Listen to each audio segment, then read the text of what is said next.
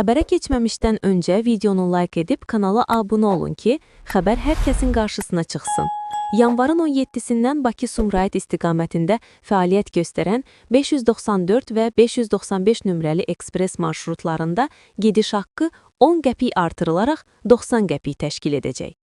Qafqaz İnfo xəbər verir ki, bu barədə Azərbaycan Yerüstü Nəqliyyat Agentliyi ANA məlumat yayıb.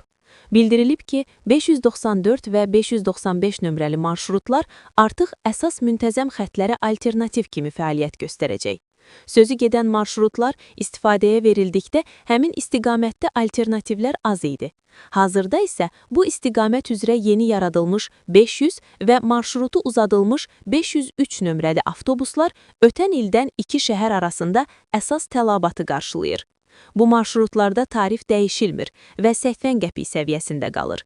Bu xətlərdə hazırda ekoloji təmiz CNG mühərrikli və müasir BMC markalı ümumilikdə 41 avtobus istismar olunur. Qeyd edilib ki, ekspres marşrutlarında qiymət müntəzəm marşrutlardan daha yüksək təyin olunur. 594 və 595 nömrəli ekspres marşrutlarında Neaplan markalı müasir avtobuslar fəaliyyət göstərir.